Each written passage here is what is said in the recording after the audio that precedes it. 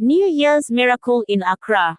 The clock ticked closer to midnight, and the air in Accra was electric.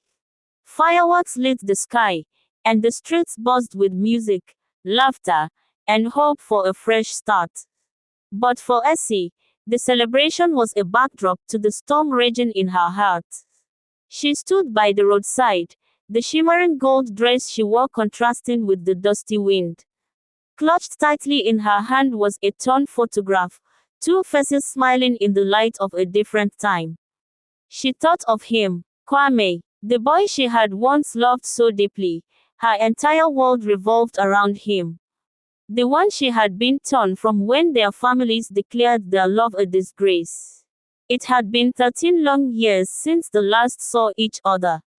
Suddenly, a familiar voice called her name. Essie. She froze, slowly turning, her breath caught as her eyes landed on him. Kwame, older, taller, his face carrying the lines of time and struggle, yet his presence was just as powerful as she remembered.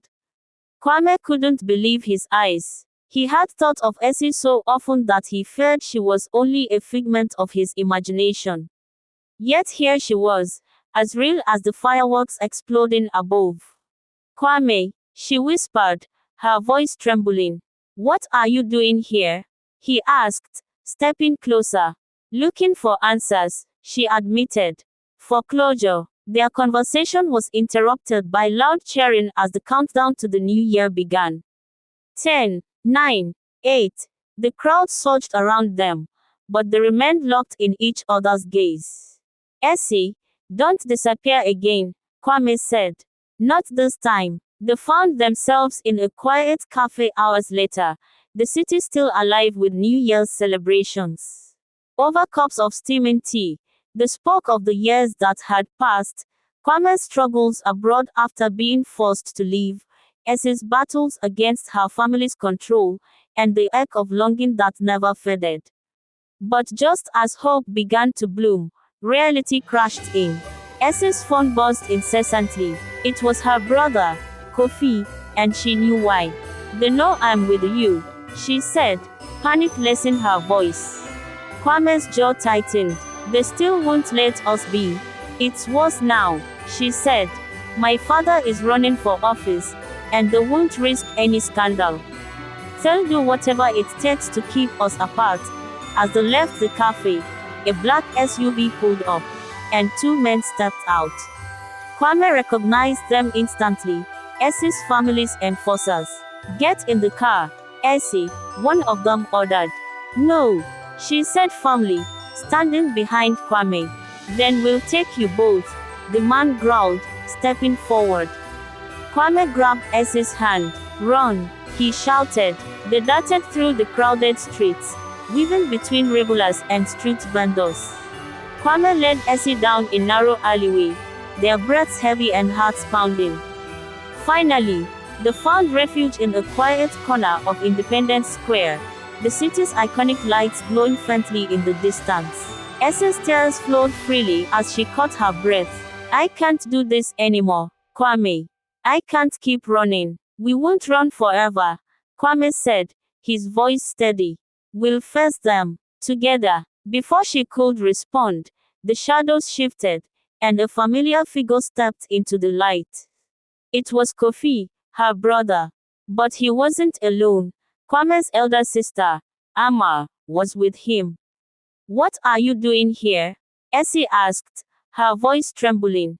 Amma spoke first. We're tired of the fighting. It's New Year's, and we've come to make peace. Kofi hesitated but finally said, we see now that no amount of control can erase what you two feel for each other. If you're willing to fight for it, then maybe we'll stop fighting against it. Under the first sunrise of the new year, Essie and Kwame stood hand in hand, surrounded by the city they loved and the people who finally began to understand.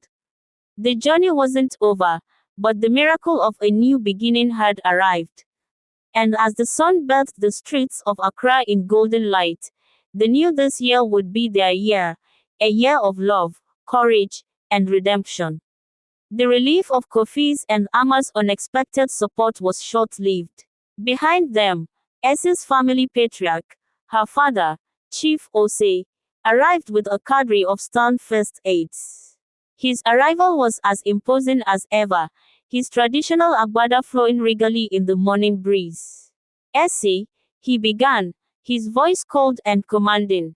Come home, now. Essie stood her ground. I'm not leaving, Papa.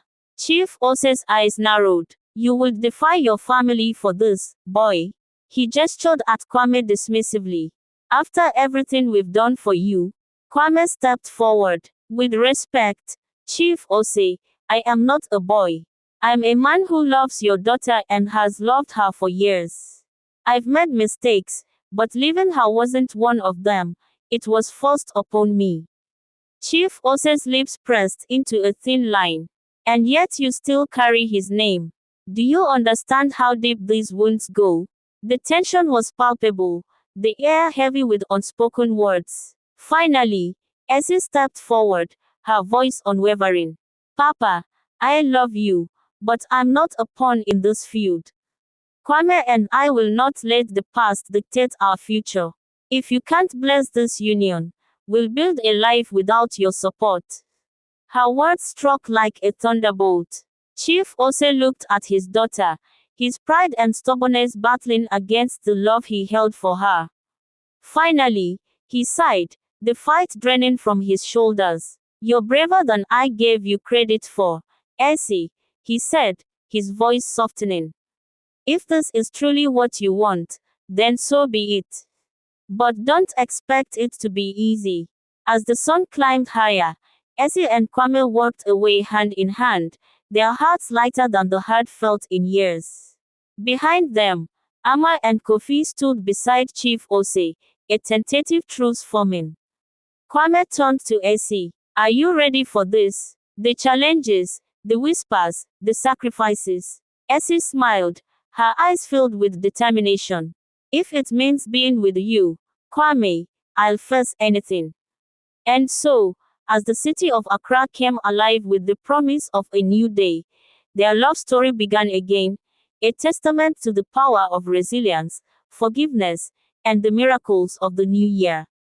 The story of Essie and Kwame resonates with everyone because it speaks to universal truths about love, courage, and the human spirit.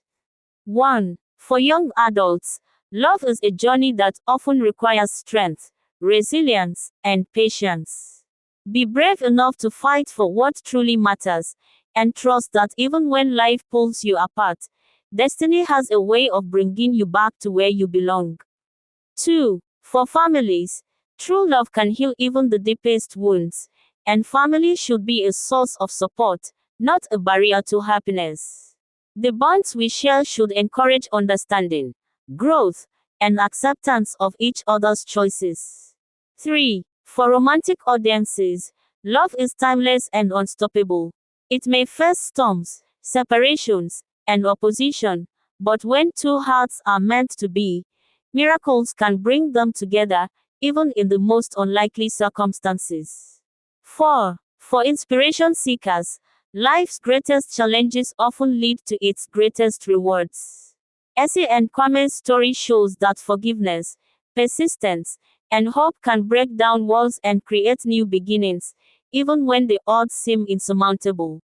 No matter who you are, Essie and Kwame's tale is a reminder that love is not just an emotion, it's a force that transforms, heals, and unites. It's never too late for a new chapter, and the new year is the perfect time to start writing it. Kindly subscribe for more African tips.